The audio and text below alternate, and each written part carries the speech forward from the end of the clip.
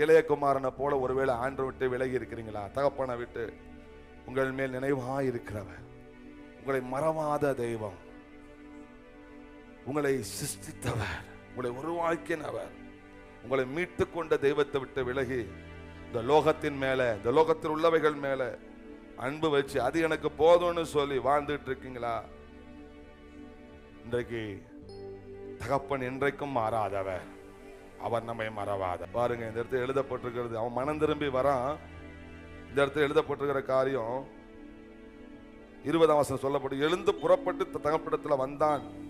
அவன் தூரத்திலே வரும்போது எவ்வளவு பாருங்க தகப்பனுடைய அன்பு.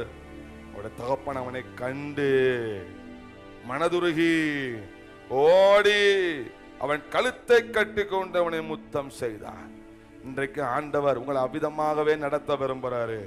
இன்றைக்கு அவ்விடத்தில் நீ வருவாயானால் இந்த உலகத்தின் மாயை விட்டு, இந்த லோகத்தினுடைய எல்லா காரியங்களை விட்டு, ஆண்டவர் விளக்கி வச்சத வாழ்க்கையில காரியங்களை நீ ஜீவித்துக் கொண்டிருக்கிறாய், அதை விட்டு என்னை மறவாத தேவன் அவரிடத்த நான் ஓடி வருவேன் என்று சொல்லி நீ எழுந்து புறப்பட்டு வருவேனா, உன்னை மனதுருக்கத்தோடு வந்து உன்னை உன் கழுத்தவர் கட்டி கொள்வார், உனக்கு முத்தம் செய்வார், நீ இழந்த சாணத்தில் மீண்டும் நிலைநிறுத்தப்படுவார்.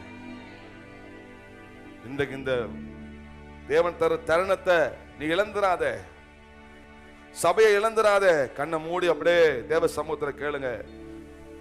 ஆண்டவர் விளக்கினது, ஆண்டவர் தள்ளி வச்சது, ஆண்டவருக்கு விரோதமா நீ எந்த காரியம் செஞ்சிருந்தனால இன்னைக்கு ஒரு தருணத்தை ஆண்டவர் தருகிறார்.